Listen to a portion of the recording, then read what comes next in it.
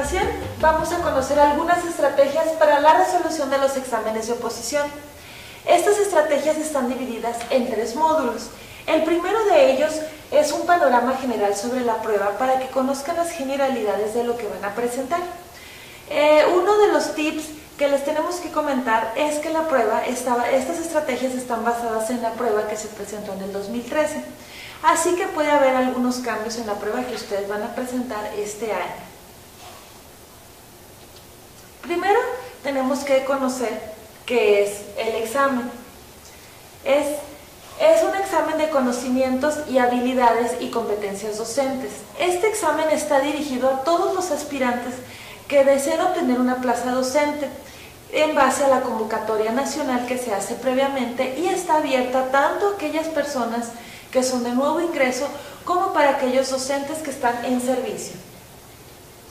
Es un examen que está estandarizado y que tiene reglas fijas de diseño. Es un examen que previamente ha sido analizado y tiene una elaboración y aplicación y calificación ya evaluada con mucho tiempo y por instituciones que han sido ya respaldadas por diferentes autoridades. Esta prueba es importante que conozcamos que va a explorar nuestros conocimientos y nuestras habilidades y cómo manejamos las situaciones en el aula y en la escuela. También debemos de estar muy atentos porque también va a medir nuestra comprensión de los enfoques actuales para la enseñanza y el dominio de los contenidos. Todo esto va englobado en el examen que se va a presentar. ¿Cuáles son algunas de sus características? Primero que nada debemos conocer que es una prueba de selección, cuya finalidad es elegir a los mejores candidatos para ocupar las plazas docentes. Entonces, aquí las mejores evaluaciones, los mejores puntajes van a ser aquellos que van a lograr el objetivo de ocupar las plazas. Se califica conforme a la norma, como ya lo había comentado antes, está establecido, se califica conforme a las normas ya previstas y aquí lo importante es comparar el resultado obtenido por cada uno de los sustentantes para poder entonces lograr y saber cuál fue la mejor evaluación.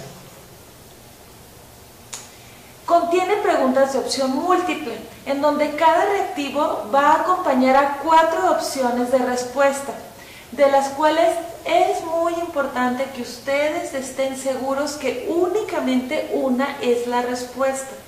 Las demás 3 están relacionadas con la respuesta correcta, pero se les llama distractores.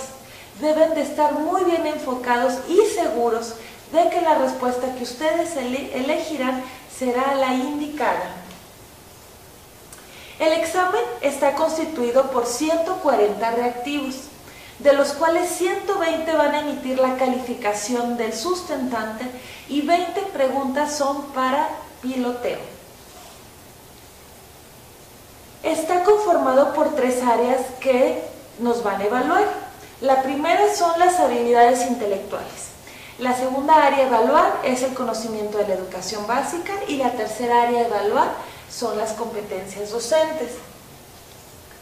En las 2 primeras son medidas que es generalizado en todos los exámenes y la última, que es la de competencias docentes, es específica para cada una de las especialidades. Esta es la estructura del examen de conocimientos, habilidades y competencias docentes. Les vamos a dar una explicación generalizada de cómo es que vienen los reactivos y qué se evalúa en cada uno de los reactivos dependiendo el área a evaluar. La primera área es las habilidades intelectuales, la cual se subdivide en 2, en la comprensión lectora y la secuencia de lógicas. En la comprensión lectora nos vamos a topar temas como lo son los tipos de texto y los niveles de comprensión, de las cuales en estas 2 tendremos 21 reactivos. En la secuencia lógica nos vamos a topar sucesiones numéricas y sucesiones de figura, en las cuales tendremos otros 21 reactivos que se nos evaluarán en las habilidades intelectuales. La siguiente área a evaluar son los conocimientos de educación básica. En esta se subdivide en dos tipos: la articulación de la educación básica y el plan de estudios del 2011. En la articulación de la educación básica, los temas de los reactivos se enfocarán específicamente en la normatividad y ética docente, en el mapa curricular y la articulación de los niveles educativos, en las competencias para la vida y el perfil de egreso, de las cuales serán 14 de los reactivos. Y en el plan de estudios del 2011, las preguntas serán específicas acerca de los principios pedagógicos y de los cambios de formación, de las cuales comprenderán 10 reactivos. Y el última área a evaluar, que son las competencias docentes, se subdivide también en dos partes. La primera es los programas de estudio y competencias didácticas, que nos van a evaluar 3 puntos: los programas de estudios, la planificación docente y la evaluación para el aprendizaje, que comprenderá 30 de los reactivos. Y el segundo punto será el dominio disciplinar, que evaluará específicamente el lenguaje y comunicación, el pensamiento matemático, la exploración y comprensión del mundo natural y social y el desarrollo personal para la convivencia, de las cuales nos comprenderá 24 reactivos. Haciendo la suma de todos ellos, nos dan 120 reactivos de los 140 reactivos que ya habíamos mencionado anteriormente. Recuerden que 20 reactivos son piloto. Ahora les vamos a dar algunos consejos a evaluar antes de la presentación del examen. Algunos pueden parecer muy lógicos e incluso pudiera pensarse que hasta es innecesario que se los mencionemos, pero son detalles que nos van a poder ayudar a que a la hora de presentar el examen vayamos desligándonos de cosas innecesarias o de nervios y estrés innecesario para poder tener toda la atención en el examen. El primero de ellos es localizar con anticipación el lugar donde se realizará el examen. Muchas de las veces ya sabemos que en tal lugar se va a presentar el examen, pero es importante que conozcamos las vías por donde vamos a llegar. Si hay alguna desviación, contemplarla, por dónde es la entrada, por dónde es la salida, para que no nos vaya a llevar a perder tiempo en llegar al lugar donde vamos a presentar el examen. Otro consejo que nosotros les podemos dar es llegar por lo menos 30 minutos antes de la hora fijada para iniciar el examen. Con esto se evitarán tensiones y aparte podrán localizarse en su lugar, llegar a tiempo para poderse ubicar en el lugar necesario y estar tranquilos y respirar profundamente en lo que empiezan a entregar los exámenes. También es muy recomendable dormir bien la noche anterior. El ser humano es normal que al momento de ser evaluado sienta cierto nerviosismo. Esto es normal. Y en muchas de las ocasiones esto nos perjudica porque una noche anterior podemos batallar para dormir. Pero es muy importante y es indispensable que lleguemos descansados a la prueba, ya que es una prueba larga y es una prueba que requiere de mucho análisis y lógica. Por lo tanto, el dormir bien nos va a ayudar a que tengamos nuestra mente despejada y podamos entender de mejor manera lo que se nos está preguntando. También es recomendable que ustedes vayan preparados con material. El aplicador les puede entregar el material, pero para evitarnos cualquier presión o cualquier problema técnico a la hora de estar contestando el examen, nosotros les recomendamos que ustedes lleven lápices aparte, así como también un sacapuntas y un borrador. Por si llegara a haber cualquier problema, esto no los lleve a perder tiempo o los distraiga de las instrucciones que previamente les está dando el aplicador del examen. Otro ejemplo es portar reloj. ¿Para qué? Ya como lo hemos mencionado, es una prueba de tiempo y ustedes tienen que estar midiendo el tiempo que van tardándose en contestar la prueba. Si ustedes llevan reloj, pueden darse cuenta cuánto tiempo les queda para poder contestar el examen. Entonces, ustedes pueden llevar control de cada una de las preguntas y sobre todo, un consejo, procuren dejar 10 o 15 minutos de tiempo al final de la prueba para poder revisar desde el inicio al final y percatarse de que no quedó ninguna pregunta sin contestar, o si es que quedó duda en alguna de las preguntas, que ustedes mismos se den el tiempo de volverla a revisar y analizar para estar seguros de que la respuesta que ustedes eligieron es la correcta. También es recomendable que lleven una identificación con fotografía. Ustedes van a llevar la papelería que se les pida desde antes de presentar el examen, pero para evitar cualquier problema o retraso de tiempo, ustedes váyanse preparados con una identificación con fotografía. Generalmente cuando vas a presentar este tipo de exámenes llegas únicamente con el lápiz y con el borrador. Llévense por favor una identificación para cualquier cuestión que se tenga que hacer. Y por último, pero no menos importante, usar ropa cómoda.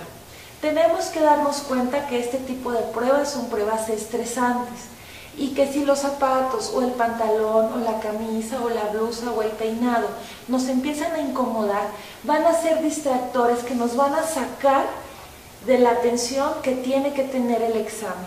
Si nosotros vamos cómodamente vestidos, entonces vamos a quitarnos una distracción extra y vamos a poder poner toda nuestra atención al examen y a las preguntas.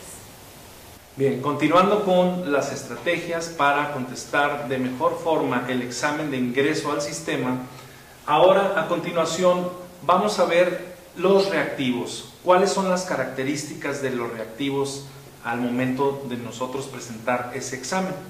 Bien, el examen tiene reactivos que se formulan en distintos niveles de conocimiento.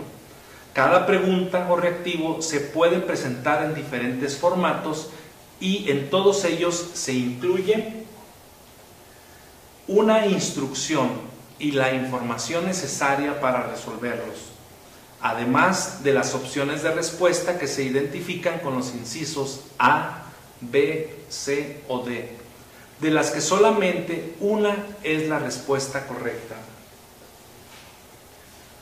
Primer consejo: identificar en qué área de conocimiento se está trabajando. Esto nos puede ayudar para saber si la pregunta se refiere a habilidades intelectuales, si la pregunta se refiere a conocimiento de la educación básica o finalmente si la pregunta se refiere a competencias docentes. El segundo consejo es identificar los formatos del reactivo del examen. En primer lugar tenemos reactivos de cuestionamiento directo. En segundo, jerarquización u ordenamiento. También pueden ser de completamiento, relación de columnas y elección de elementos. Veamos algunos ejemplos. En el caso de cuestionamiento directo, los reactivos de cuestionamiento directo requieren para su solución que el sustentante atienda el enunciado interrogativo, la afirmación o la frase incompleta que aparece en la base del reactivo y seleccione, a partir de la actividad o criterio solicitado, una de las opciones de respuesta. Como ejemplo, aquí está, cuestionamiento directo. Vemos que es un enunciado probablemente interrogativo o también probablemente afirmativo, ¿sí? En este caso veamos cómo es la base. Recuerden que la base del reactivo siempre vendrá incluida en un cuadro de texto en líneas en negrita. En este caso aquí está de manera interrogativa y dice ¿cuál es la opción que contiene un pronombre demostrativo? Bien, quiero mencionar algunos elementos de lo que será o que ustedes encontrarán en lo que es la base. Muy bien. Recuerden que la base del reactivo siempre presenta un problema bien definido. Se comprende sin necesidad de leer las opciones, pero si es necesario, ustedes pueden también leer las opciones de respuesta para que les dé más información sobre lo que les está pidiendo el reactivo. Puede ser un esquema de indagación y no simplemente un par de palabras, preguntas, frases incompletas. También la base puede presentar, permitir evaluar las habilidades que obtiene, en este caso el sustentante, al final de su formación. evitando tal vez algunas cuestiones de memorización y enfocándose más en cuestiones de comprensión. En caso de preguntas acerca de conceptos, el párrafo de la definición debe ser la base del reactivo. Muy bien, son algunas recomendaciones de la base, ¿sí? A continuación veremos el siguiente ejemplo que tiene que ver con jerarquización u ordenamiento. Bien, este tipo de reactivos es un listado de elementos que debe ordenarse de acuerdo con un criterio determinado. Lo vemos aquí, jerarquización u ordenamiento. Vemos que aquí la base pues es más extensa que el primer ejemplo y dice, de acuerdo al programa de estudios de primer grado, cuál es el orden de las actividades que debe seguir el docente para trabajar el contenido de la comprensión lectora. Y bueno, como podemos ver, nos da una serie de elementos que siguen siendo parte de la base. No hay que confundir. Todos estos elementos siguen siendo parte de la base. Y nos da al final la serie de respuestas que nosotros debemos escoger, o los incisos que debemos escoger, ¿sí? En el caso de que sea 1, 3, 2, 4, sería la opción A, la opción B, la opción C y D. Veamos el siguiente ejemplo. El siguiente tipo de reactivo se le denomina de completamiento. En este son enunciados en los que se omite una o varias palabras en diferentes partes del texto. Lo vemos aquí. La base es en este caso son dos líneas en el cual hay un espacio, ¿sí? Aquí está este espacio, en el cual ustedes deberán completar con la información que se les brinda en la serie de opciones de respuesta, ¿sí? ¿Cuál de las opciones de respuesta completa de mejor manera la base del reactivo? Ustedes lo determinarán, pero deben saber que se van a enfrentar a este tipo de reactivos de completamiento. Otro tipo de reactivos también es la relación de columnas. Creo que es con el reactivo que más estamos familiarizados, sobre todo porque se aplica mucho en la educación básica. En este tipo de reactivos se presentan dos listados de elementos que el sustentante debe relacionar de acuerdo con el criterio especificado en la base del reactivo. Veamos el ejemplo. Relación de columnas. Relacionen los dos tipos de evaluación, con las finalidades que le corresponden. Vemos en la primera columna los tipos de evaluación y en la segunda columna las finalidades. En la primera columna nosotros tenemos las evaluaciones más comunes, inicial, sumativa y formativa, las cuales ustedes tendrán que relacionarlas con las finalidades. En el caso de los incisos, recuerden, los incisos que son parte de la base del reactivo, como estos, son en minúscula. Los incisos que son las opciones de respuesta son en mayúscula. Es un dato que no se les debe pasar por alto. Continuamos.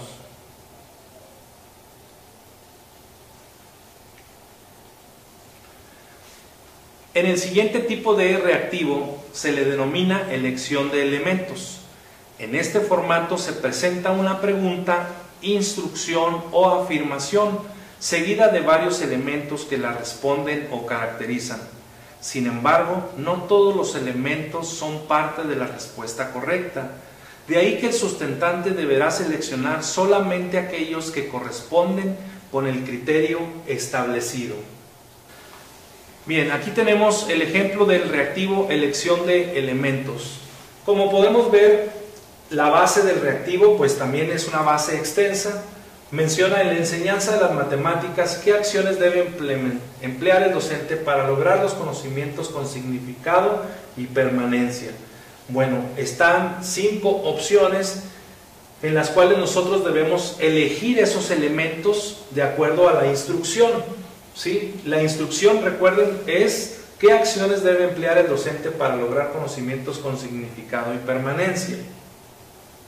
Será plantear preguntas de interés que motiven la solución, propiciar la reflexión y aplicación de estrategias, etc. Y la serie de respuestas posibles, ustedes la elegirán, recuerden, con los incisos en mayúscula, con las combinaciones que se les presentan: 1, 2, 5, 1, 3, 4, 2, 3, 6. Este tipo de reactivos entonces se les denomina elección de elementos.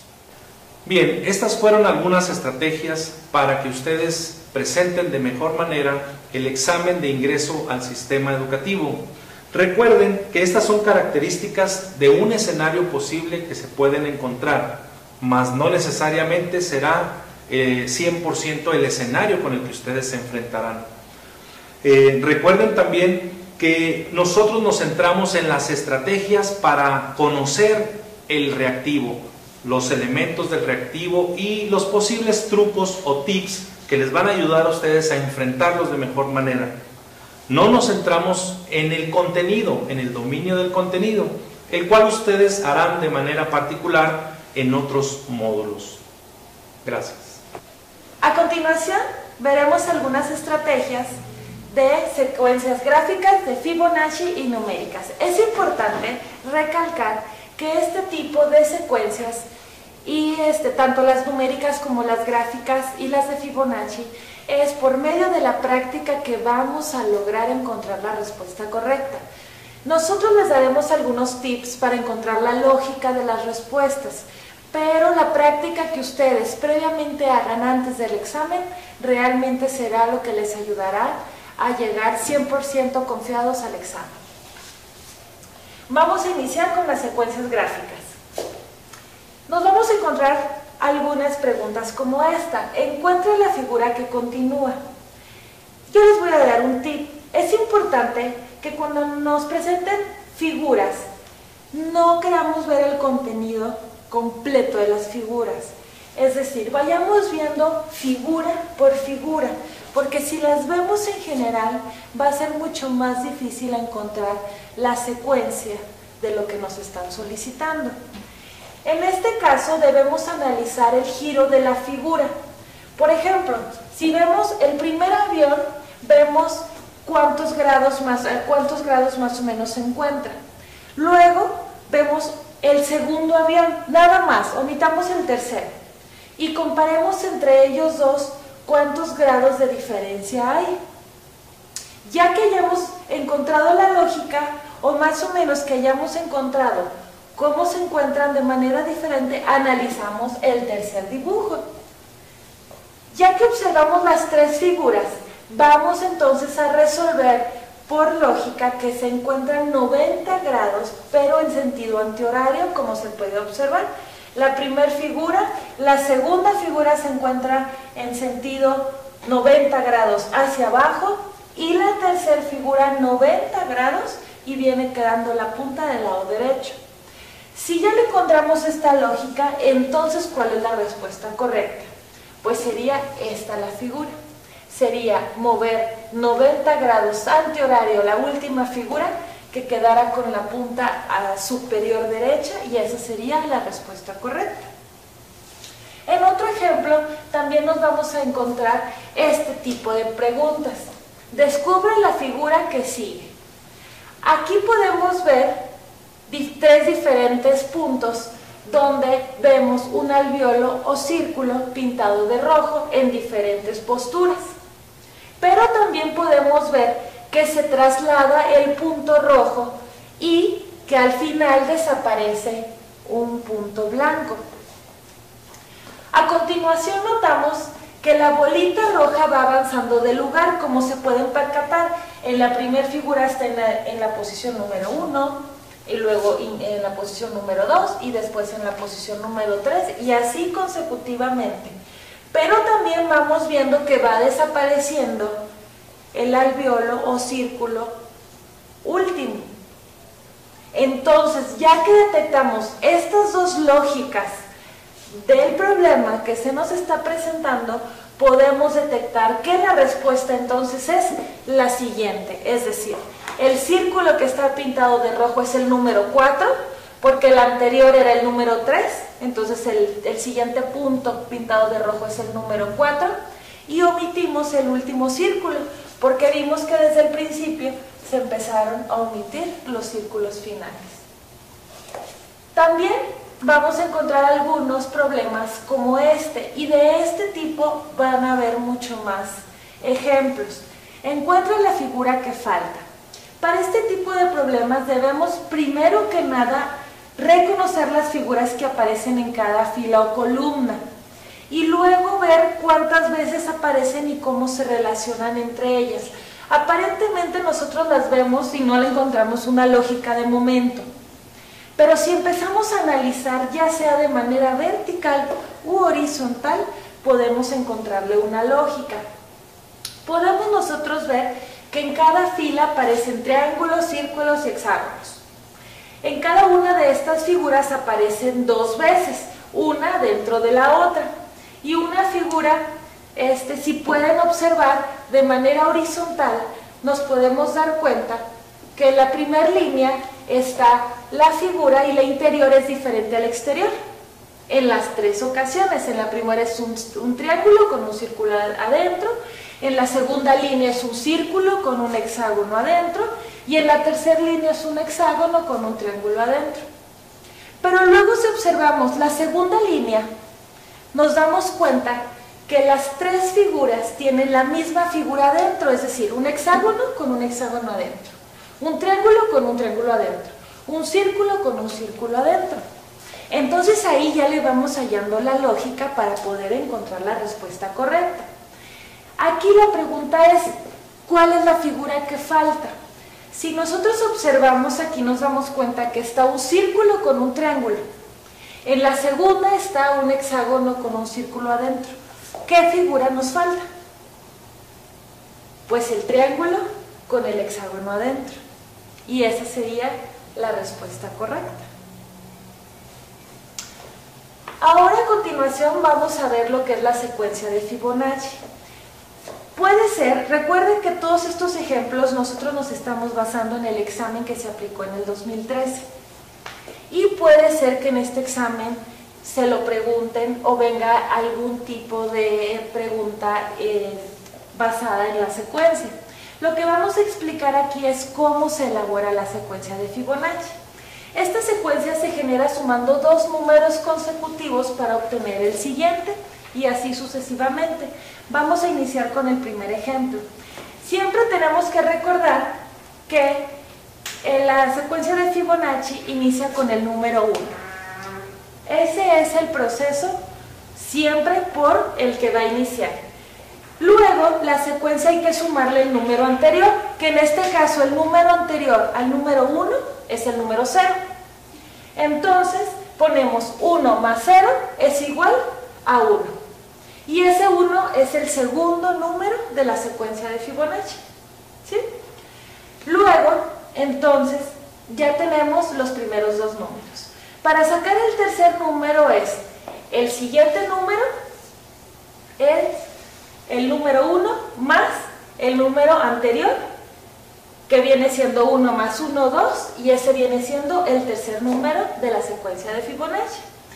Si le damos al siguiente número, entonces sería el 2 sumado más el 1, nos da un resultado de 3, y ya tenemos el consecutivo. Luego sumamos 3 más 2 y nos da un 5 y es el siguiente número. Y luego ya podemos sumar el número 5 más el número 3 que nos da un 8 y es el siguiente número. Y así nos vamos a ir consecutivamente. Recuerden que la secuencia de Fibonacci es infinita, por lo tanto no tiene un tope. Y si a ustedes les piden sacar los primeros 10 o 15 números de la secuencia de Fibonacci, esta es la lógica que representa para sacarla. A continuación veremos algunos ejemplos de lo que son las secuencias numéricas. Se nos van a presentar ejemplos de este tipo. Por ejemplo, averigua cómo continúa la sucesión de los números enteros que se nos indican a continuación.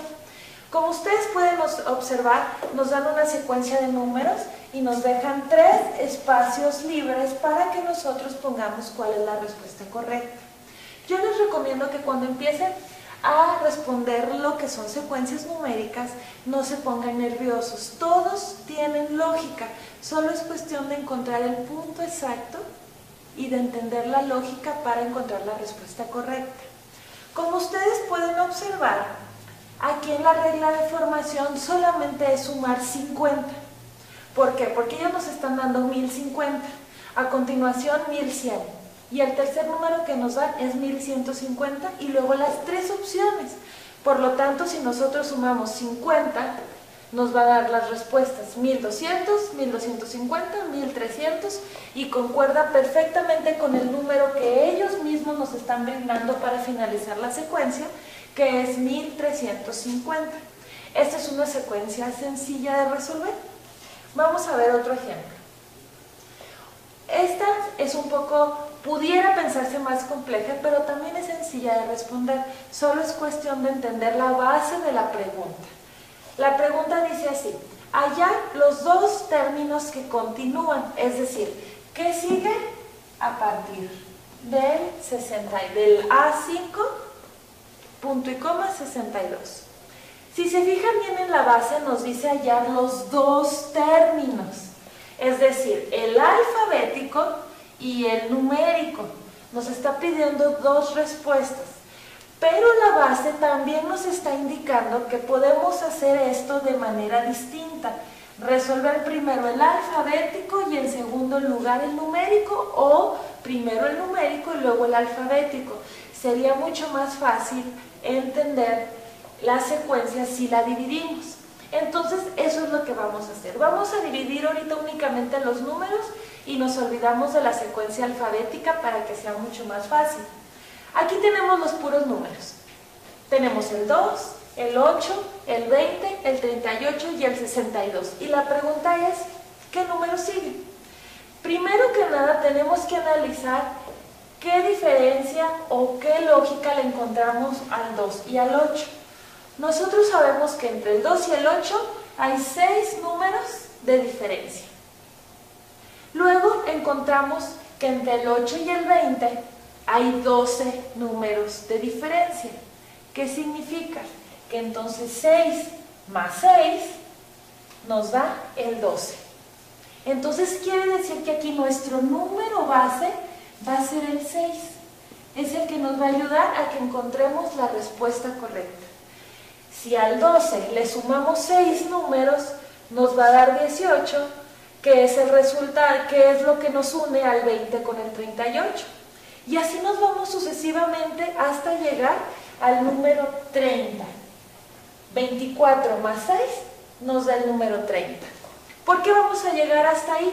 Porque es el último número que nos dan, el 62. Entonces, ¿qué es lo siguiente que tenemos que hacer? Sumar el 62 más el 30. Y el total que nos da es 92. Por lo tanto, ya encontramos la respuesta numérica, el 92. Ahora hay que encontrar la respuesta alfabética. Aquí ya tenemos lo que son la secuencia alfabética. Quitamos los números, es más fácil resolverla de esta manera. Si se fijan, ya aparece el a exponencial 1, a exponencial 2, hasta el número 5.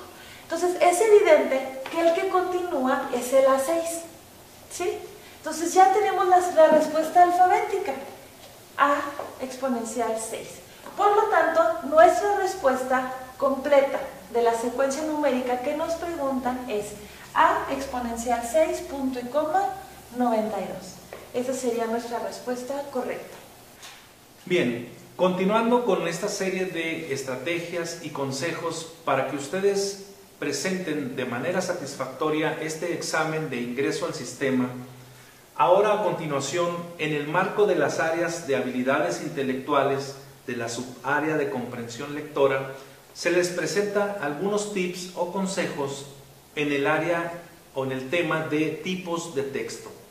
Continuamos. Muy bien, los tipos de texto. Antes de continuar, quiero mencionar que existe una gran diversidad en las tipologías de texto. Por ejemplo, las que vamos a ver en algunas es de Ana María Kaufman y Marilena Rodríguez, y de algunos otros autores que también ustedes podrán revisar de manera particular y puntual, como la tipología de Carlos Lomas, Daniel Casani, María Teresa Serafini, entre otros autores que manejan ciertos rasgos específicos. Aquí veremos los más comunes. ¿Qué es un texto? Un texto es la unidad máxima de comunicación y transmite un mensaje completo. Todo texto es un enunciado o conjunto de enunciados con sentido unitario, producido con una intención comunicativa en un contexto específico y con una determinada organización sintáctica. Ponemos énfasis en la parte de organización sintáctica.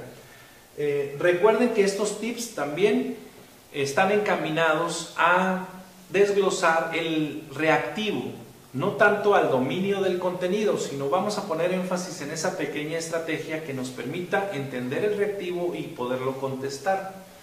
Muy bien, los tipos de textos según esta autora Ana María Kaufman y Marilena Rodríguez son 7.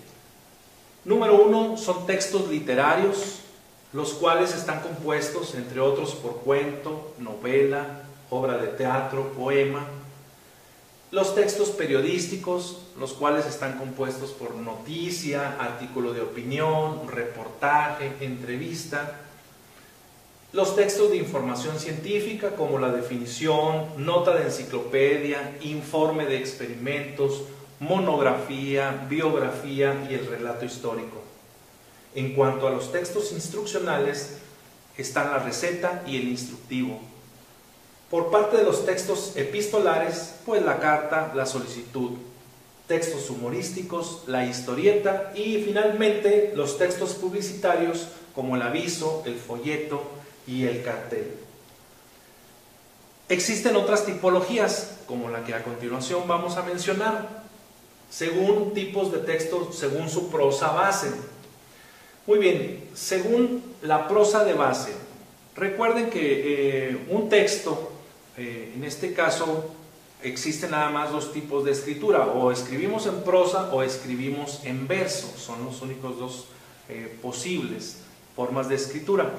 Bueno, aquí pondremos énfasis en la prosa base. Según esta autora, María Teresa Serafini, en su libro Cómo redactar un tema, plantea la posibilidad de llegar a una clasificación de los géneros textuales según se dé la aparición de ellos de los distintos tipos de prosa.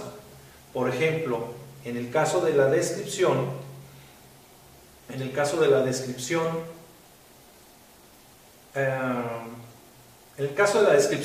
se presentan objetos, personas, lugares, sentimientos, utilizados los detalles concretos. La descripción pone en evidencia la percepción que tiene el autor a través de sus 5 sentidos. Recuerden que en la descripción utilizamos nosotros una serie de adjetivos calificativos sobre todo. Si es alto, si es bajo. En la narración es una prosa que presenta una historia, expone un suceso o una serie de hechos. En la exposición es una prosa que presenta y explica ideas, sujetos y argumentos. Bien, continuando con esta autora, sigue mencionando que en una prosa se presentan hechos, razonamientos, problemas, de acuerdo a una opinión. Según esta autora, estos tipos de prosas se pueden encontrar en diferentes medidas en cada texto y elabora un cuadro para determinar la distribución predominante de esas prosas de base en algunos géneros textuales. Por ejemplo, es frecuente encontrar una prosa de base argumentativa en una editorial, en un ensayo, una prosa de base descriptiva en una autobiografía y una crónica. ¿Qué es lo que está diciendo la autora y los otros autores? Recuerden que no hay una clasificación única. Y recuerden también un principio en ciencia: toda clasificación es arbitraria, de manera tal que un texto narrativo también puede ser encontrado en un texto periodístico, un texto argumentativo puede ser también encontrado en otras clasificaciones de texto, de manera tal de que ahorita en las siguientes tablas espero que nos puedan ayudar algunos puntos para identificar el tipo de texto. En la narración, definitivamente, puedes contar una historia real o imaginaria. En la descripción, los rasgos, creo que ahí serían los rasgos o las partes de una persona, animal o objeto. En el diálogo, reproducen una conversación que mantienen entre sí dos o más interlocutores. En la exposición, explicación de un tema. En la argumentación, defienden una opinión mediante la presentación de argumentos o razones a su favor. En lo que tiene que ver con coloquios y debates, intercambio de impresiones sobre un tema entre varios participantes de forma oral. Como nota aclaratoria, recuerden que la narración, la descripción y el diálogo son tipos textuales básicos. La exposición y la argumentación constituyen también tipos de texto, mientras que el coloquio y el debate son textos orales.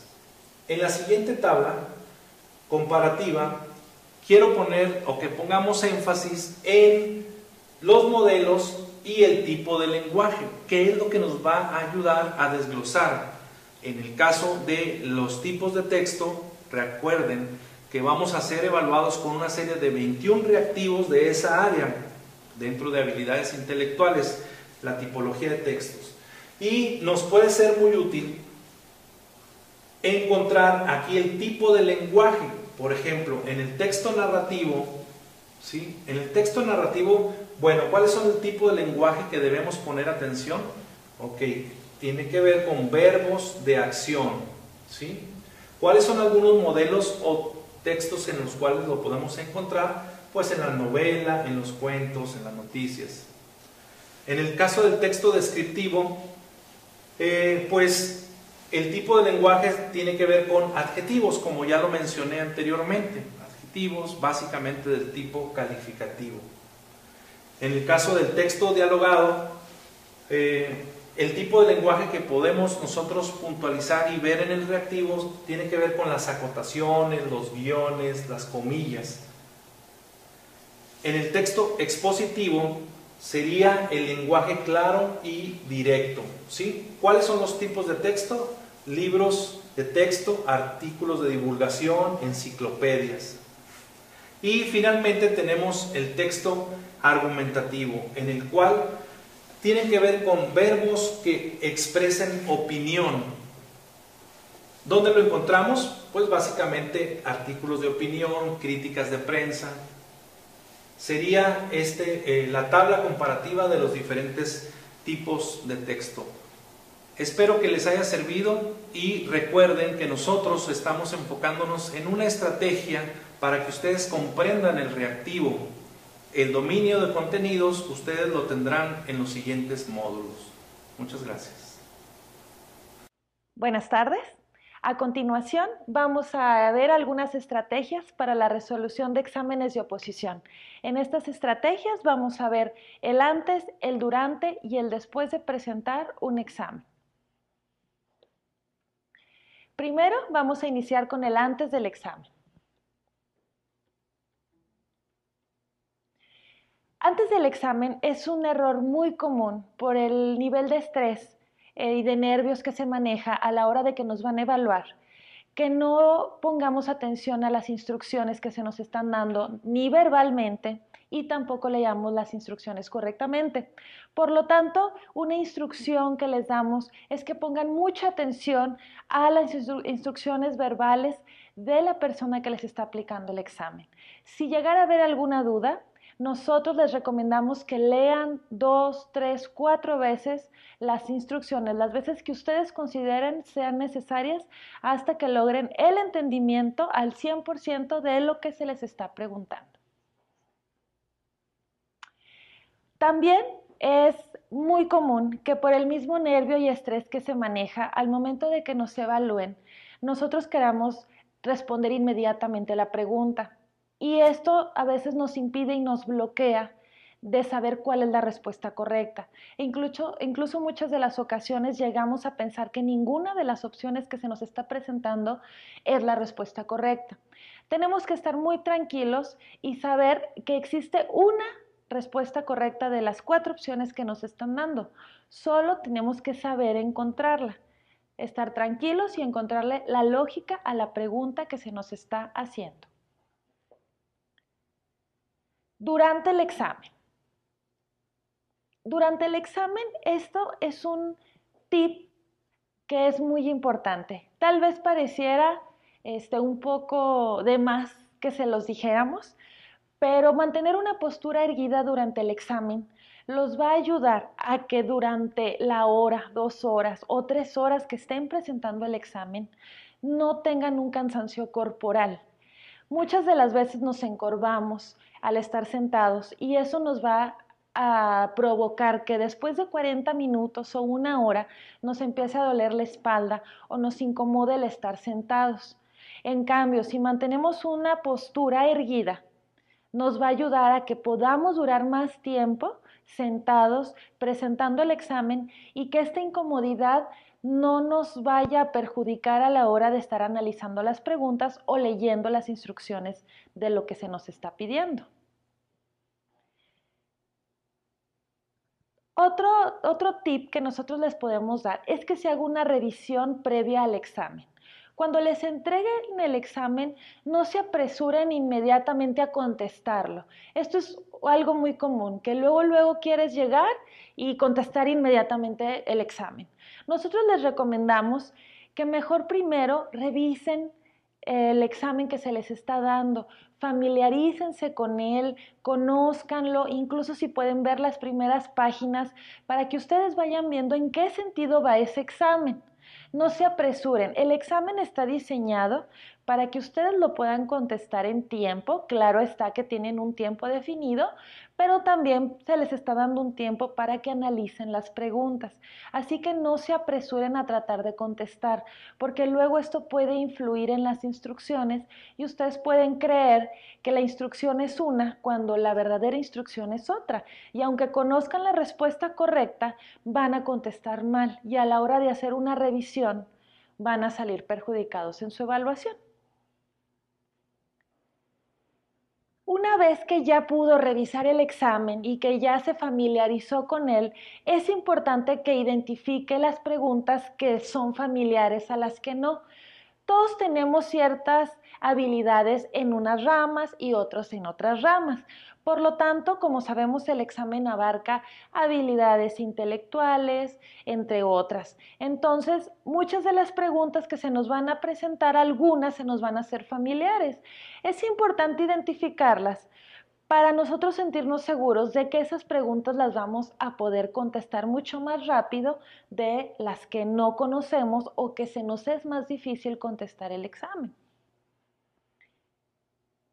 Es muy importante que dentro de estas preguntas que nosotros reconocemos, las contestemos y las difíciles las vayamos dejando a un lado. ¿Por qué? Muchas de las veces nos concentramos en las preguntas difíciles y eso nos hace perder mucho tiempo porque como no conocemos la respuesta, invertimos más del tiempo que necesita.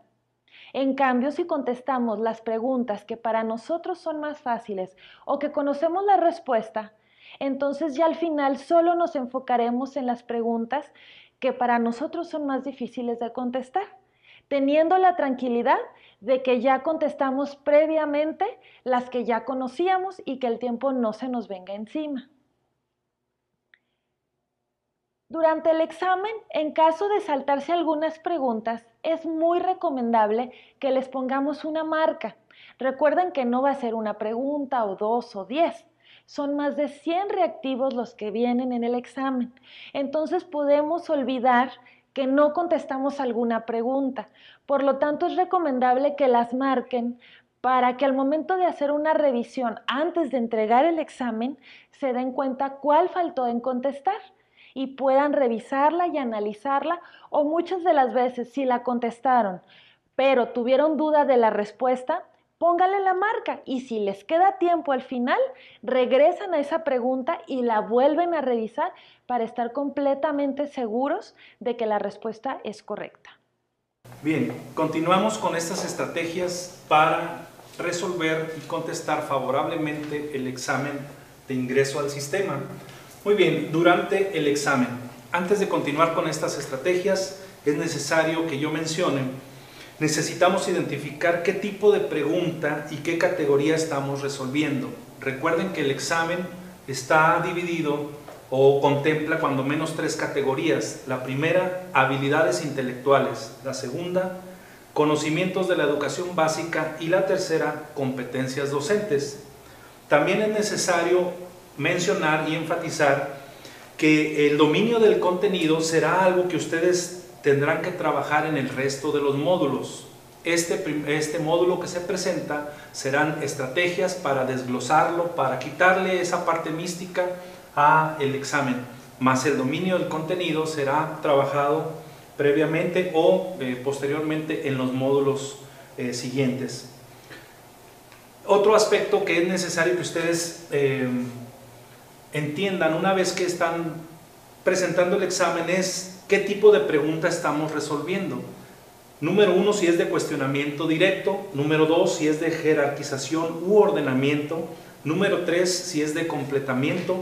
Número 4, si es de relación de columnas. Número 5, si es de elección de elementos. Bien, vamos a empezar con este primer reactivo. Este primer reactivo corresponde a las habilidades intelectuales.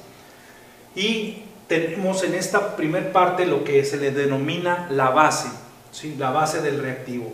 Me voy a permitir leerlo. Número 1. Del siguiente fragmento de un contrato de prestación de servicios, seleccione su paráfrasis.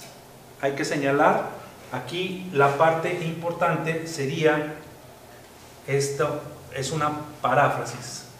Que el contratado se obliga a guardar en todo momento la debida confidencialidad a la información que el contratante le proporciona en cuanto a datos y procesos de trabajo, así como la información del producto obtenido, considerándose la información recibida y la información del producto obtenido como secreto industrial, sujeto a las leyes, reglamentos y penalidades vigentes. Vamos a leer las opciones y dentro de las opciones vamos a ir viendo los tips acerca de cuál puede ser la opción correcta. Muy bien, quiero empezar por el inciso D. El inciso D menciona: el contratado tiene la obligación de solicitar toda la información al contratante so pena de ser despedido. Esa partecita de so pena de ser despedido, nosotros vemos que en la parte de la base del reactivo no se menciona. Inciso C. Tengo que proporcionar toda mi información personal al contratante so pena de ser sancionado. Bueno, aquí, aunque no lo menciona de manera literal, se menciona una sanción a partir de reglamentos y penalidades vigentes. Podemos ponerle ahí una seña de que es posiblemente una respuesta correcta. Inciso B.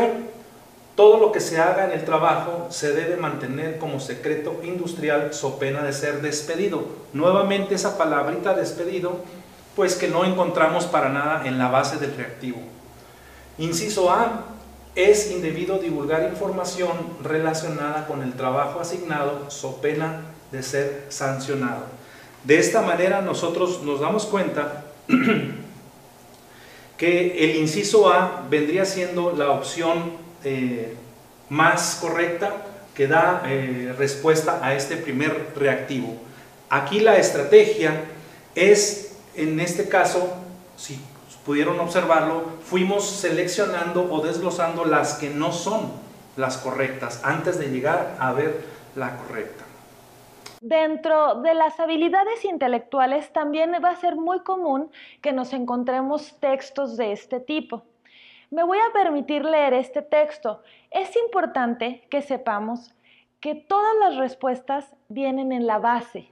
Entonces, cuando vayamos a leer un texto, por muy amplio que esté, nos tenemos que concentrar y no permitir que haya distractores, que si pasó alguien, que si alguien está borrando, que si alguien se paró a preguntar algo, porque estos textos, a la hora de leerlos, tenemos que estar concentrados para poder identificar cuál va a ser la estrategia e ir eliminando las ideas que no nos son necesarias, ¿sí?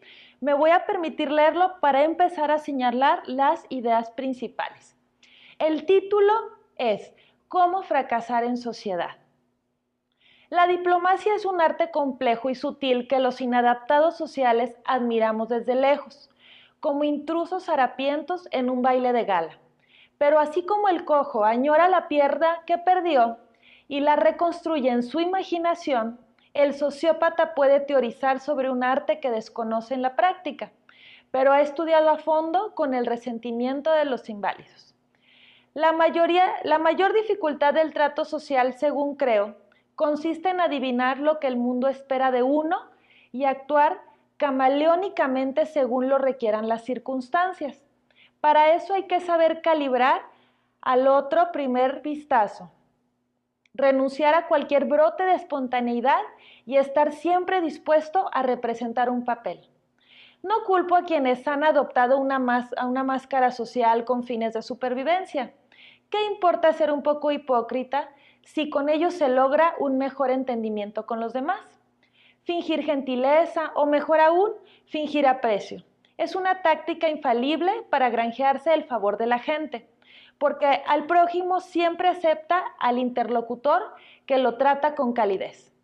Pero quienes representamos mal ese papel, ya sea por inseguridad o misantropía, defectos que suelen ir de la mano, debemos abstenernos de interpretarlo, porque la gentileza forzada hiere más que ningún desaire y concita las peores enemistades.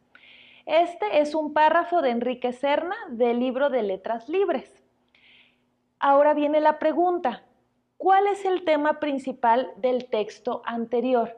Aquí tenemos varios factores que nos van a ayudar a ver cuál es la respuesta correcta. Nos están manejando 4 respuestas. La primera, el trato social. La segunda, la hipocresía.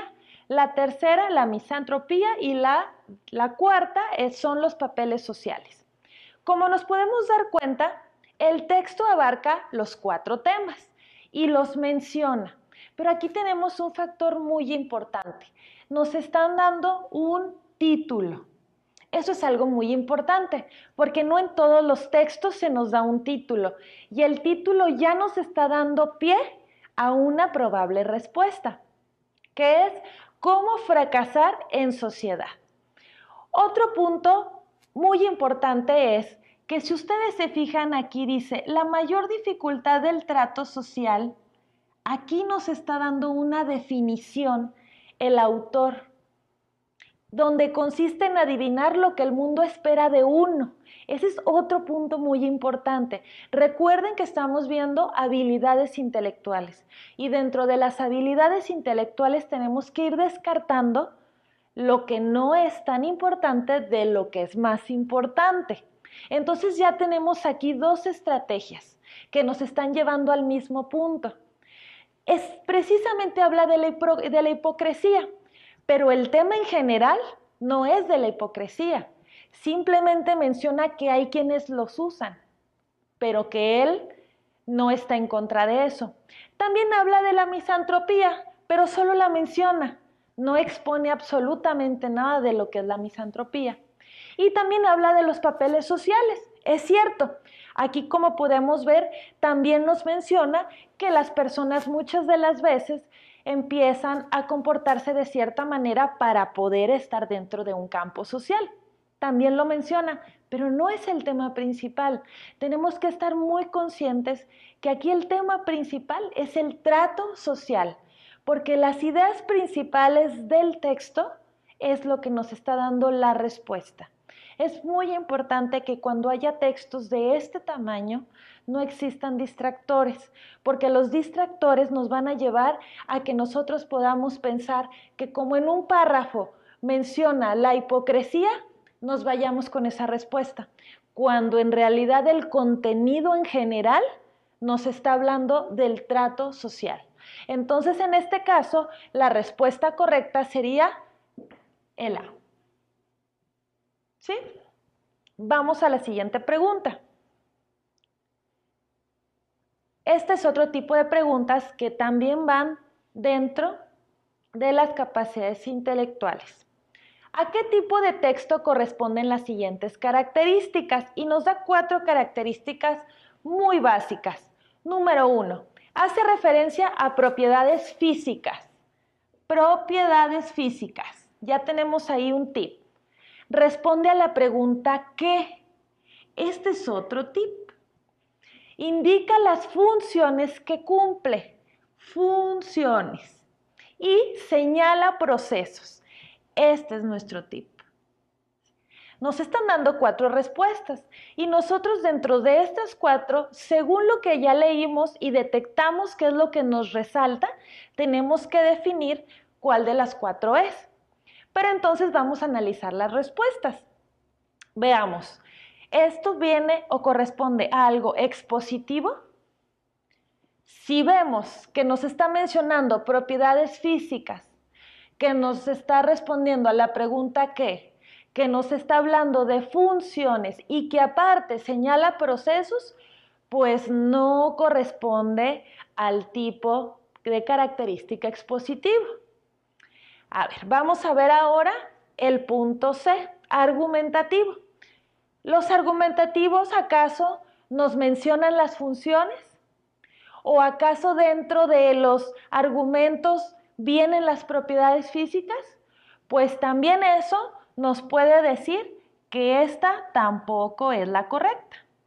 Nos quedan 2 opciones. Ya ahí eliminamos 2. Nos queda el narrativo y el descriptivo. Nosotros, con una preparación previa que ya hemos estado recibiendo, tenemos que saber diferenciar entre estos 4 puntos. Entonces, para nosotros decir, ¿es narrativo o es descriptivo? Con estas características que ya les señalé, estos son los puntos principales de la base. Entonces, podemos definir por lógica y por habilidades intelectuales que nosotros ya tenemos, que entonces la respuesta correcta es descriptivo. ¿Por qué?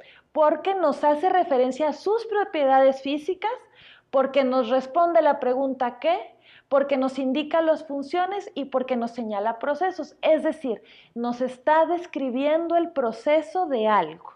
Por lo tanto, esta es la correcta y descartamos las demás preguntas.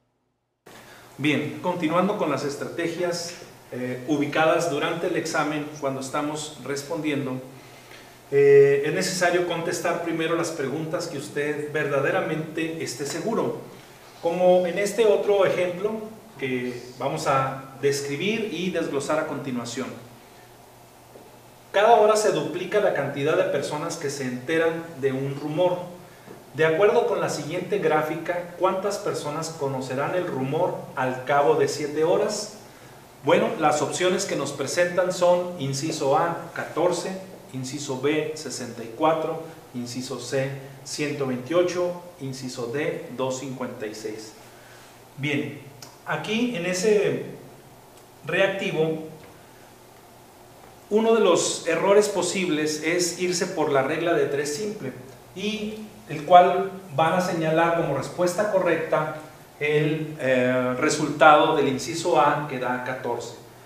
Pero si nosotros hacemos una utilización, un uso de nuestras habilidades intelectuales, podemos hacer un ejercicio muy sencillo de decir, bueno, en el 1 nosotros, según lo que nos da en la base, dice que de acuerdo con la siguiente gráfica, cada hora se duplica la cantidad de personas que se enteran. Muy bien, hacemos una tablita, en el 2 serían 4, ¿sí?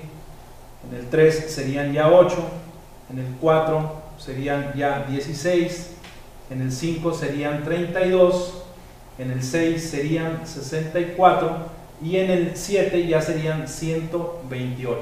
De manera tal de que con esa tablita sencilla nosotros damos que la respuesta correcta es 128. Otro tipo de preguntas que ustedes se van a topar va a ser las secuencias numéricas. Es muy común que este tipo de preguntas nos alteren un poco o nos pongan nerviosos, porque generalmente nos ponen a prueba ciertas capacidades que no todos tenemos una habilidad de poder realizar tan fácilmente. Pero no se pongan nerviosos, son muy fáciles de resolver. Solo hay que encontrar la estrategia adecuada. Por ejemplo, vamos a ver este ejemplo. ¿Qué números faltan en la siguiente secuencia numérica? Vamos a analizar la secuencia numérica. Nosotros observamos que como primera opción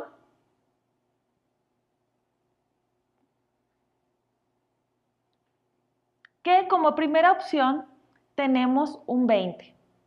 Luego, en la tercera opción tenemos un 25. Y luego ya nos marca aquí cuál es el faltante. Entonces estamos nosotros entendiendo que el primero y el tercer número van en orden ascendente. Luego podemos observar que el segundo número y que el cuarto número van en orden descendente.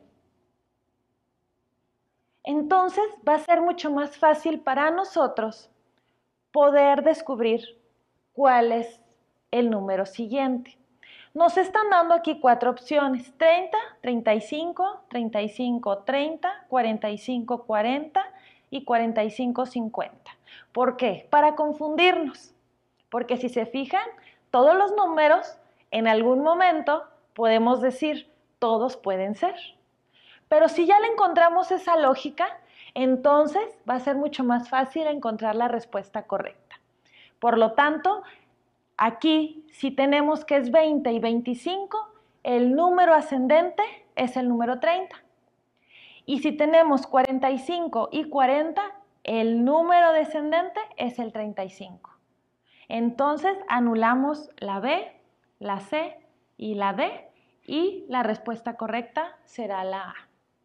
Continuamos con las estrategias durante el examen. En este caso pasamos a uno de los nuevos categorías, que es conocimiento de la educación básica. Les recuerdo en este momento que vamos a ser evaluados a través de esas 3 categorías: conocimiento de la educación básica, habilidades intelectuales y competencias docentes. También quiero volver a enfatizar que el dominio del contenido será algo que ustedes tendrán que trabajar en el resto de los módulos, y aquí solamente desglosamos las estrategias que les permitan entender la base del reactivo con sus opciones. Bien, damos lectura. Son enunciados que se refieren a la Ley General de Educación, excepto, hay que poner énfasis en esa partecita en donde nos dice excepto, ¿sí? Ahorita vamos a regresar a ello.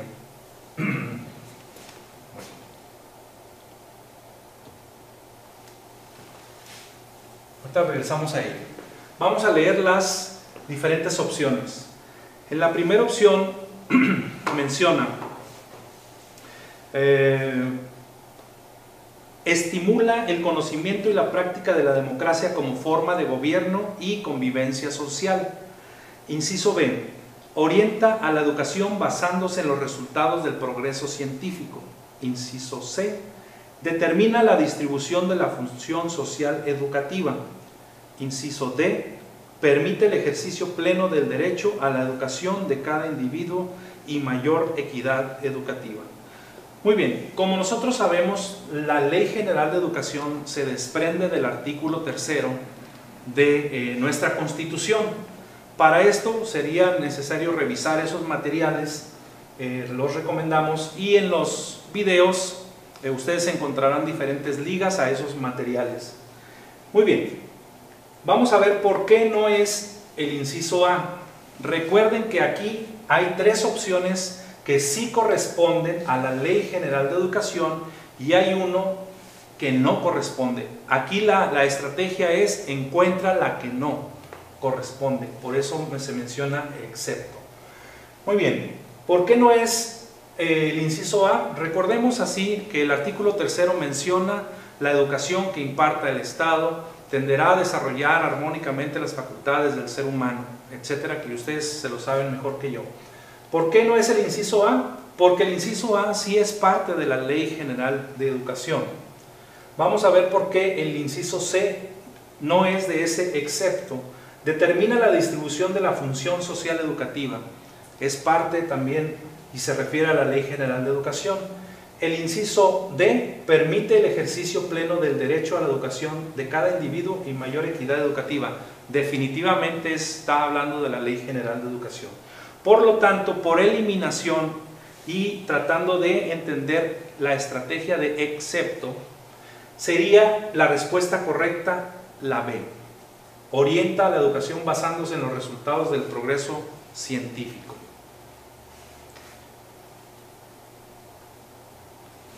Muy bien. Continuamos.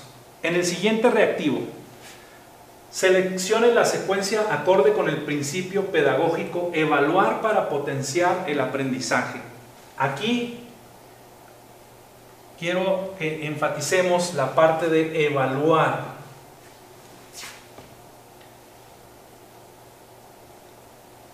La parte de evaluar, ¿sí? Ahorita vamos a regresar a ella.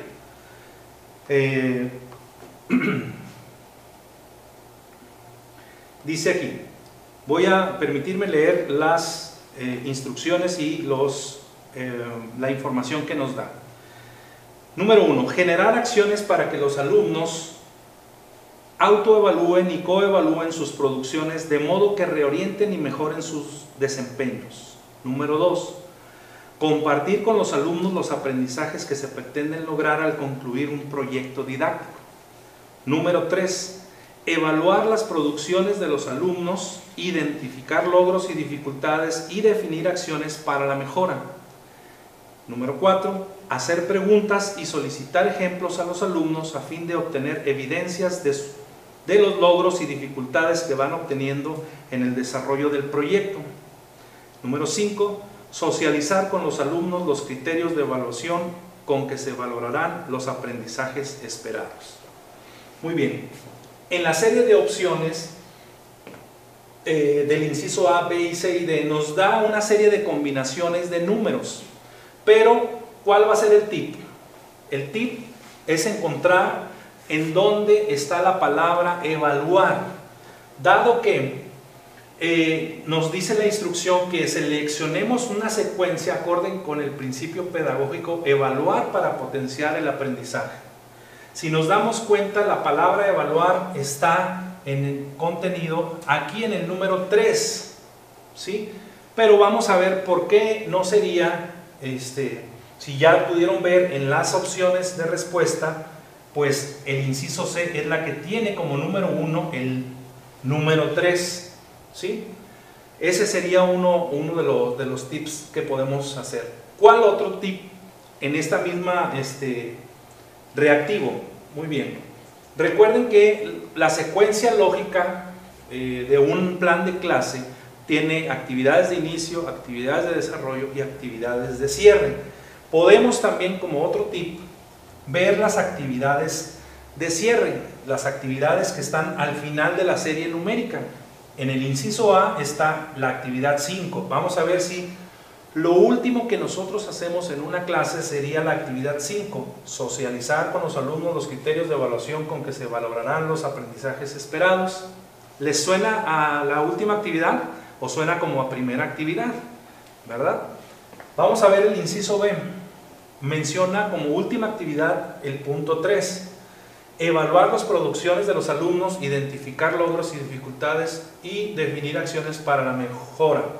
Bueno, nosotros nos damos cuenta que también en ese, aunque hay una cierta información, no sería lo último que nosotros estuviéramos realizando.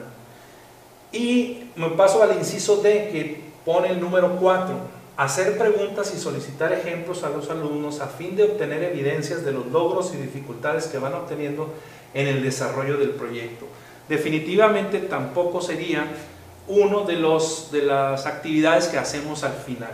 De manera tal que, descartando los tipos de actividades, nos vamos que la opción número, el inciso B, ¿sí? El inciso B, en este caso, sería la respuesta correcta. Esta sería la respuesta correcta. Le voy a poner con verde, el inciso B, sería nuestra respuesta correcta. Durante el examen es muy probable que todas las respuestas nos parezcan correctas al momento de verla, y esto nos puede complicar un poco deducir cuál es la correcta.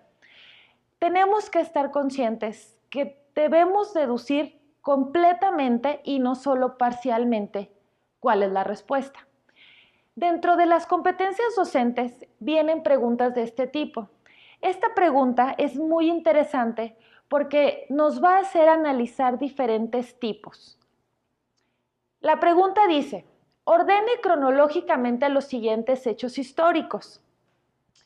Debemos de tener ya cierto conocimiento sobre los hechos históricos. Habrá quienes dominen estos temas e inmediatamente van a encontrar la respuesta. Pero también habrá quienes puedan tener cierta dificultad al momento de acomodar los hechos cronológicamente. Entonces, aquí lo que vamos a ver es una estrategia, pero el conocimiento previo ya depende de los cursos que ustedes ya tomaron con anterioridad. Vamos a leer la pregunta. Dice, ordene cronológicamente los siguientes hechos históricos y nos menciona 6 hechos históricos. Número 1, la llegada de Cristóbal Colón a América. Número 2, la caída del Imperio Romano de Occidente. Número 3, la caída del Imperio Romano de Oriente. Número 4, el inicio del Renacimiento. Número 5, el inicio de la Reforma Protestante. Y número 6, las Cruzadas. Todos estos son hechos históricos que conocemos, pero ahora aquí viene la estrategia para poder ordenarlos cronológicamente. Una estrategia o recomendación es que nos vayamos al hecho más reciente a nuestra época. En este caso, si nosotros nos ponemos a analizar, el hecho más reciente es el inicio de la Reforma Protestante, que viene siendo el número 5. Entonces ahí ya tenemos un tip. Este es el último hecho. Esto, el haber reconocido e identificado que el número 5 es el último hecho, nos da pie a poder eliminar 2 respuestas, la A y la D. Entonces, ya eliminamos la opción A y la opción D como respuestas probables. Nos quedan 2 opciones, la opción B y la opción C. Tenemos que tener cuidado. Como pueden observar, la opción B y la opción C inician y finalizan con la misma opción, es decir, inician ambas con la 2 y terminan ambas con la 5. Ya sabemos que el último hecho fue el inicio de la Reforma Protestante. Vamos, ¿dónde está aquí la estrategia? En encontrar la inconsistencia en los índices intermedios. Aquí nos vamos a ver la opción C. El hecho nos menciona que el primero fue la caída del Imperio Romano de Occidente. Luego fueron las Cruzadas. Luego fue el inicio del Renacimiento y aquí está la clave. Luego viene la caída del Imperio Romano de Occidente. Así fue como se dio la cronología. Por lo tanto, ya al momento de analizar los números internos de las opciones que nos están dando, podemos nosotros desechar la opción B y darnos cuenta que la opción C es la respuesta correcta. Vamos a ver otro tipo de preguntas que vienen dentro de las competencias docentes. La pregunta es, las siguientes son expresiones artísticas de las artes visuales, excepto. Hay que tener muy en cuenta el excepto. E incluso en esta ocasión viene hasta con negritas, pero en el examen no viene resaltado. Recuerden, ya lo hemos visto en preguntas anteriores. Hay que poner mucha atención al excepto, porque entonces tenemos que detectar cuál no cumple las características que se nos están pidiendo. Conocemos que la escultura es una expresión artística y lo conocemos porque son materias que se ven dentro de las competencias docentes y que como docentes se imparten a los alumnos. También conocemos, y por historia, que la arquitectura también es una expresión artística. Aquí nosotros, al ir detectando cuáles son las que entran dentro de las expresiones artísticas, pues entonces vamos descartando que la A, pues sí es una expresión artística. La B, que es la arquitectura, también es una expresión artística. Luego nos mencionan los medios alternativos. Los medios alternativos es algo más nuevo, pero entran dentro de las expresiones artísticas. Luego nos presenta como opción D la producción escénica. Aquí hay que tener cuidado, porque nos maneja producción escénica. Si fuera la escena, el acto, el teatro, el actor, la actriz, sí entraría dentro de las expresiones artísticas, pero nos está especificando producción. Y la palabra producción ya no entra en una expresión artística, ya es un proceso diferente a las expresiones artísticas. Entonces, ya descartando, encontramos que la respuesta correcta es la D. Continuamos con las estrategias para contestar satisfactoriamente el examen de ingreso al sistema. Quiero recordar, antes de analizar este reactivo, que necesitamos identificar qué tipo de pregunta es a la que nos estamos aludiendo y qué categoría estamos resolviendo. Recuerden que aquí ya estamos en competencias docentes. Las dos anteriores fueron conocimiento de la educación básica y habilidades intelectuales. Muy bien, esta es de competencias docentes. La base del reactivo dice así: acostumbrar a los alumnos a leer y analizar los enunciados planteados, observar cómo interpretan la información oral o escrita que reciben, utilizar secuencias de situaciones problemáticas desafiantes e invitarlos a reflexionar y encontrar diferentes formas de solución son características del enfoque. Muy bien, vamos a ver a qué enfoque de la asignatura se refiere. Bueno, aquí nosotros podemos ver que formación cívica y ética, formación cívica y ética, aquí está, formación cívica y ética. Vamos a ver si en formación cívica y ética se acostumbra a través del trabajo cotidiano a leer enunciados planteados y observar cómo interpretar la información, ¿sí?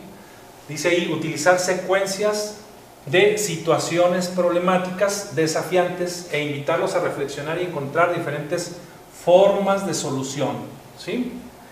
Vamos a ver, podría ser un enfoque de formación cívica y ética en donde la mayoría del trabajo tiene que ver con los valores cívicos, los valores éticos, la convivencia social. Podría ser el enfoque del español, en donde, como lo sabemos, es comunicativo, funcional, social, a través de las diferentes prácticas sociales, etc. Podría ser a través del enfoque de la historia, de conocer su pasado, su microhistoria. Entonces, por el tipo de palabras que nos está dando, situaciones problemáticas y formas de solución, entendemos que solamente nos queda como posible respuesta el de matemáticas. Él es el enfoque y se refiere al enfoque de matemáticas. Muy bien, durante el examen también es necesario observar si la respuesta coincide gramaticalmente con la pregunta. Ejemplo, si la pregunta es de género masculino y la respuesta está en femenino, entonces pues no es la correcta. Bien, continuamos con el siguiente reactivo, el reactivo número 2. Estamos en competencias docentes todavía. Me voy a permitir leerlo, lo que es la base, ¿sí? De acuerdo con el propósito de la asignatura de historia, identifiquen elementos comunes de las sociedades del pasado y del presente para fortalecer su identidad y conocer y cuidar el patrimonio natural y cultural. Ordene las actividades que contribuyen a su logro, tomando como base la secuencia el himno nacional. Número 1. Y aquí en la lectura del 1 al 4, recuerden que estamos analizando competencias docentes y estamos analizando un plan de clase con su actividad de inicio, actividad de desarrollo y actividad cierre. ¿Qué pondríamos a hacer primero a nuestros alumnos? ¿Qué pondríamos a hacer después y qué pondríamos a hacer al final? Esa sería la estrategia, pensar como un plan de clase, que es lo que está siendo evaluado aquí. Muy bien, vamos a ver, solicitar a los alumnos que busquen en un diccionario las palabras que no entienden y las pongan en contexto. 2. Solicitar que los alumnos realicen el siguiente ejercicio: si tuvieran que escribir un himno a la patria, ¿qué escribirían? Y discutir por qué escribirían eso. Número 3. Pedir que lean la primera estrofa y digan si en términos generales la entienden y proceder de la misma manera con la segunda estrofa. Número 4. Fomentar la participación con preguntas como: ¿de qué acero se habla? ¿Por qué se habla de guerra? ¿Por qué se usa la palabra bridón y no brida? ¿Quién es el sujeto de la oración? Perdón. Bien, tenemos entonces en las opciones, inciso A, B, C y D, una serie de opciones a partir de qué es lo que vamos a hacer nosotros primero. Inciso A, primero haremos el número 2, solicitar que los alumnos realicen el siguiente ejercicio. Inciso B, ¿qué sería lo primero? Pedir que lean la primera estrofa y digan si en términos generales la entienden. Inciso C, también nos da la opción número 3. ¿Sí? Inciso D, número 4, fomentar la participación con preguntas como: ¿de qué acero se habla? ¿Por qué se habla de guerra? Recuerden que aquí el tip es identificar en la secuencia didáctica qué ponemos a hacer a nuestros alumnos al inicio, en el desarrollo y en el cierre. Vamos a analizar las opciones de cierre, los números finales. Inciso A nos da el número 4, inciso B nos da el número 2, solicitar que los alumnos realicen el siguiente ejercicio. Inciso C nos da el número 1, solicitar a los alumnos que busquen en un diccionario las palabras que no entiendan. Y inciso D nos da también el número 3, pedir que lean la primera estrofa. Bueno, como ustedes podrán ver, la opción que tiene más congruencia en la secuencia didáctica sería la opción B. En esta opción B,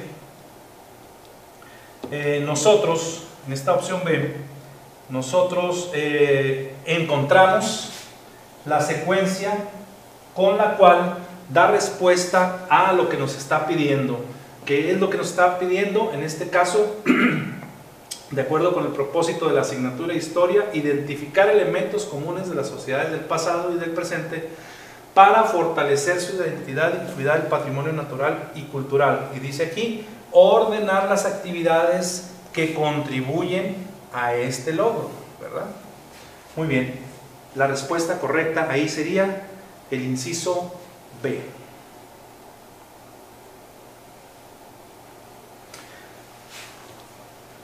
Bien, pasamos al siguiente reactivo.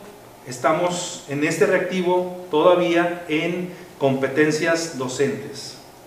En este reactivo vamos a señalar lo siguiente, dado que en el reactivo tiene lo que es la base, ¿sí? Y en la siguiente tenemos las opciones. Lo voy a explicar así de la siguiente manera, dado que no tenemos la base y las respuestas en uno solo, los voy a explicar de esta manera. Muy bien, ¿qué es lo que nos pide? Dice, un grupo de quinto grado obtuvo los siguientes resultados en la asignatura de español en la evaluación enlace, ¿sí? ¿Qué nos pide? Seleccione la estrategia que debe seguir el docente acorde con el enfoque de la asignatura que permita dar solución al problema, ¿sí? Muy bien, como podemos ver, aquí están los aspectos: conocimiento del sistema de escritura y ortografía, su promedio es 53.28, aspectos semánticos y sintácticos de los textos, su promedio es 43.26, comprensión e interpretación, promedio 55.16, propiedad y tipos de texto 60.44, búsqueda y manejo de la información 43.08. En el siguiente reactivo nos pide que nosotros seleccionemos la estrategia que debe seguir el docente acorde con el enfoque de la asignatura que permita dar solución al problema. ¿Cuál es el problema? Un grupo de quinto grado obtuvo los siguientes resultados en la asignatura de español en la evaluación enlace. ¿Cuáles son los aspectos? Muy bien, conocimiento del sistema de escritura y ortografía, 53.28, aspectos semánticos y sintácticos de los textos, 43.26,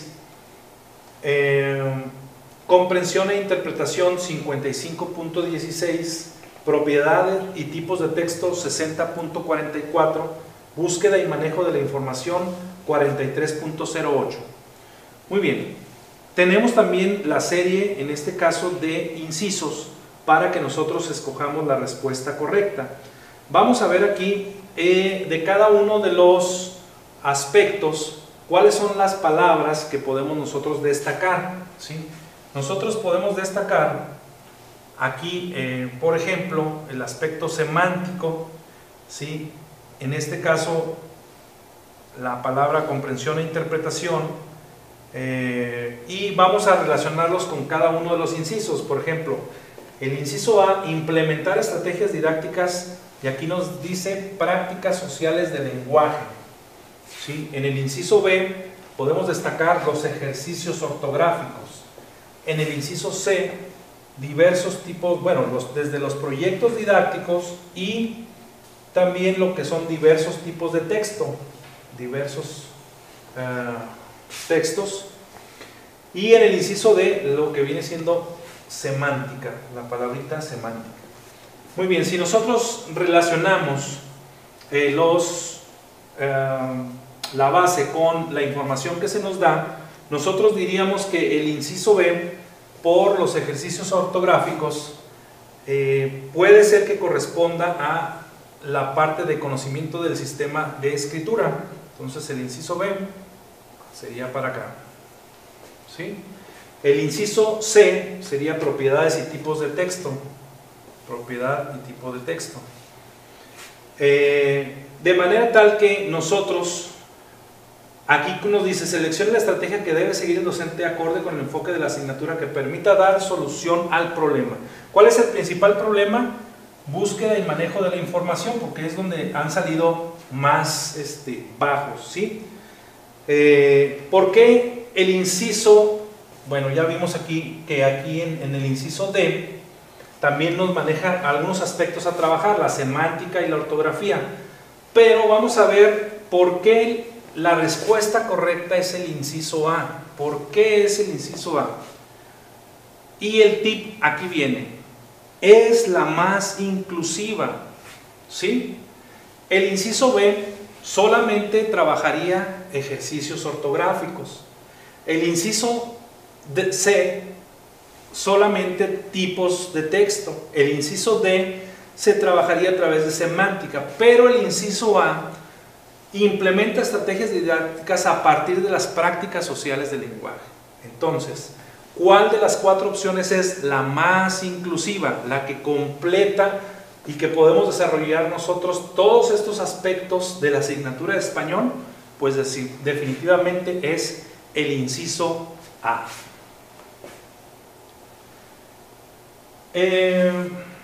Si una de las respuestas es notablemente más larga, puede ser esa la opción correcta. También se nos puede presentar esa situación. Muy bien, este reactivo se refiere a los niveles de conceptualización de la lectoescritura. ¿Cómo concibe el niño la escritura y qué es lo que representa el niño cuando se le dictan ciertas palabras? Aquí dice, del siguiente texto, elaborado por un alumno, seleccione la etapa por la que transita en la apropiación del sistema de escritura al dictarle las palabras pez, ratón, perro, gusano, ballena, tortuga y mariposa. Podrá ser la etapa silábica, podrá ser la etapa silábico-alfabética, podrá ser la etapa presilábica, podrá ser la etapa alfabética. Muy bien, vamos a desglosarlos.